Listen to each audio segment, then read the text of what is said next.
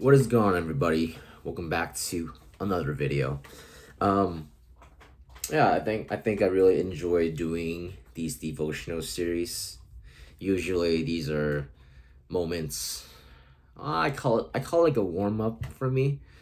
Um, like I would wake up, I would pray, and the next thing I would do is I would start off with a little bit of the daily devotion, which usually they're like kind of personal moments. But I figure um I do have these thoughts after I read these things, and I just wanna instead of instead of a moment where it's a personal thing that I think I share with you guys some of these moments. And so for today's devotion, it's this one. Grace doesn't help you just to do different things, but to become a totally different person by changing you at the level of your heart. I want to refer you right now to one of the Bible's best known prayers of confession. The problem is that it's so familiar to most of us that we have quit giving it the examination that it requires in order for us to receive from it the rescue that it offers. The confession is David's in Psalms 51, verse 1 through 12. Have mercy on me, O Lord, according to your steadfast love, according to your abundant mercy. Blot out my transgressions. Wash me thoroughly from my iniquity, and cleanse me from my sin. For I know my transgressions, and my sin is ever before me. Against you, you only have I sinned, and done what is evil in your sight, so that you may justify in your words and blameless in your judgment. Behold, I was brought forth in iniquity, and in sin did my mother conceive me. Behold, you delight in truth in the inward being, and you teach me wisdom in the secret heart. Purge me with hyssop. Hopefully, I pronounced that correctly, and I shall be clean. Wash me, and I shall be whiter than snow. Let me hear joy and gladness. Let the bones that you have broken rejoice. Hide your face from my sins, and blot out all my iniquity. Create in me a clean heart, O God, and renew a right spirit within me. Cast me not away from your presence, and take not your Holy Spirit from me. Restore to me the joy of your salvation, and uphold me with a willing heart. Look carefully at the words of David's prayer. This is not only a prayer of confession, but it is also a cry for change. He admits that he admits that his problem is not environmental, but natal. He came into the world with it. He confesses that his problem is not external, but internal. It's a problem of the inward being. He cries out for what every sinner needs, a new heart. It is something only God can create. It is the epic center of his work of grace. He wants more than reformed behavior. He sent his son to die for you so that you would have a new heart, one that is constantly being renewed. If your heart is your problem, then the grace of heart, then the grace of heart change is your only hope. I was kind of reading this, I was kind of reflecting some of these verses that kind of came at me, right? I think that like when I was reading this passage, there was a lot of shame. I think that David talks about the fact that whenever we sin, right, we try to kind of hide ourselves from God, right? Um, hence it says to hide your face from my sin and blot it out. And it's that the idea that,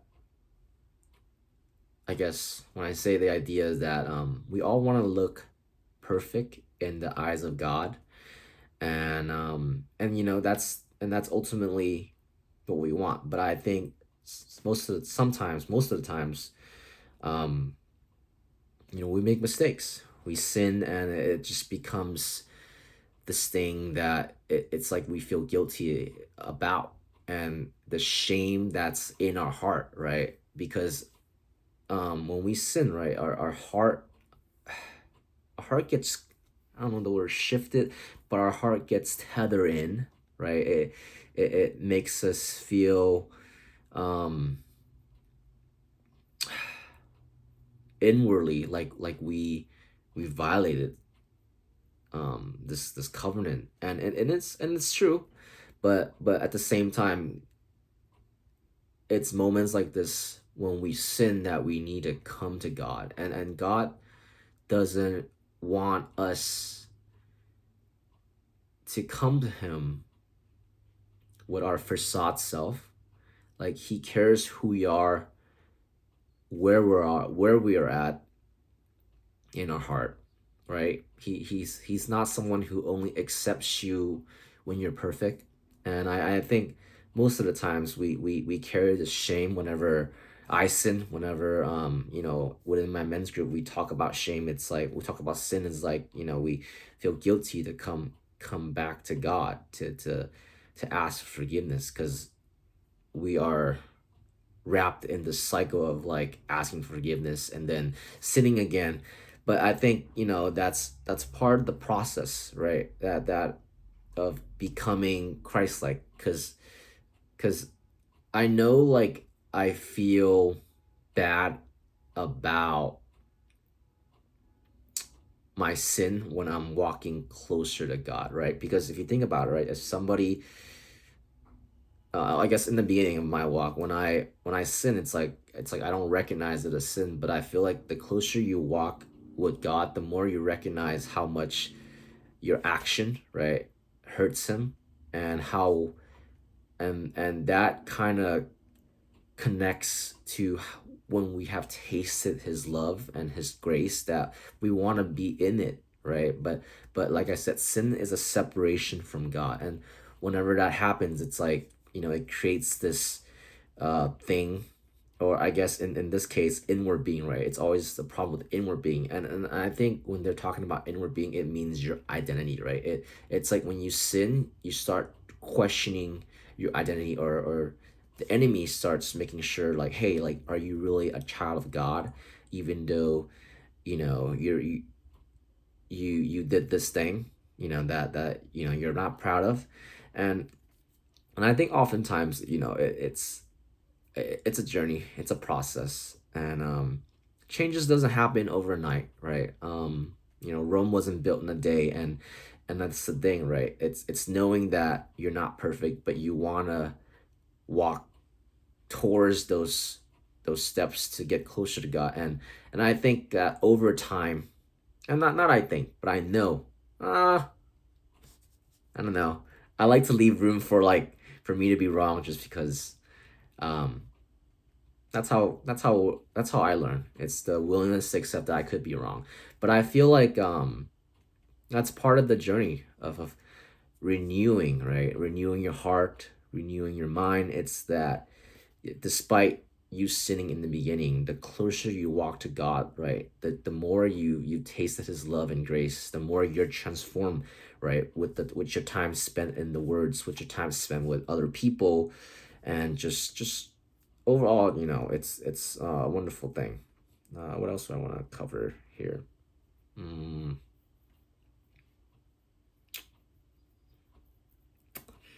mm, mm, mm, mm, mm.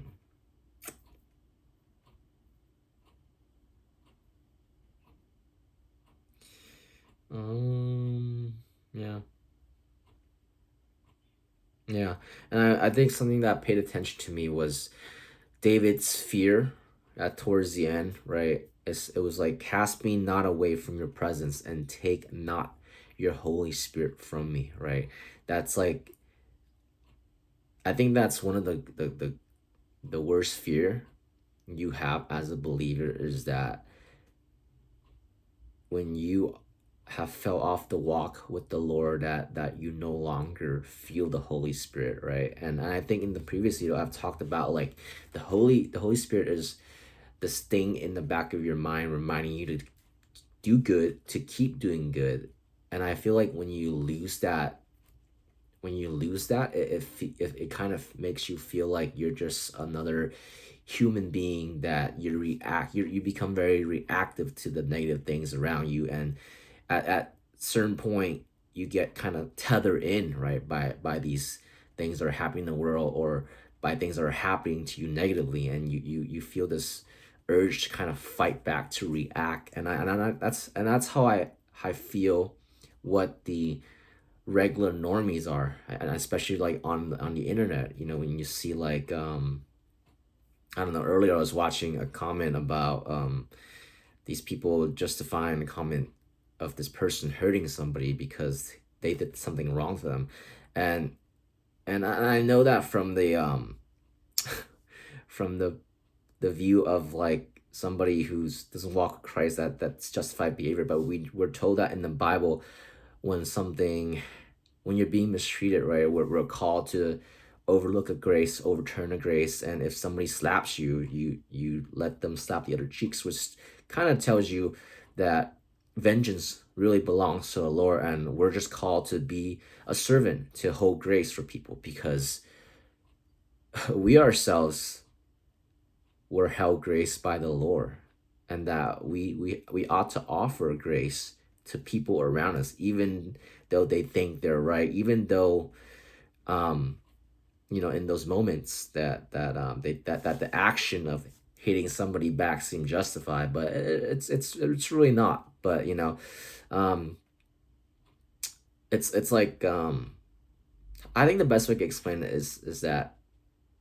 people who are not walking with the Lord, to me, I'm generalizing, I think in their view it's like two wrong make a right. I'm not sure if I'm like even like getting, if that makes sense, but I hope that makes sense. But yeah, hope you guys enjoy this segment of the day devotion. I plan to upload these every other day, maybe the weekends as well, but we don't know. I don't know. So yeah, guys, if you enjoyed it, feel free to comment or something insightful that you learn from this, or that gave you the aha moment. And as always, see you guys on the next video. And meanwhile, YouTube will recommend you a video that they think you will like in this corner or somewhere here. All right, guys, see you guys on the next one. Peace. Bye.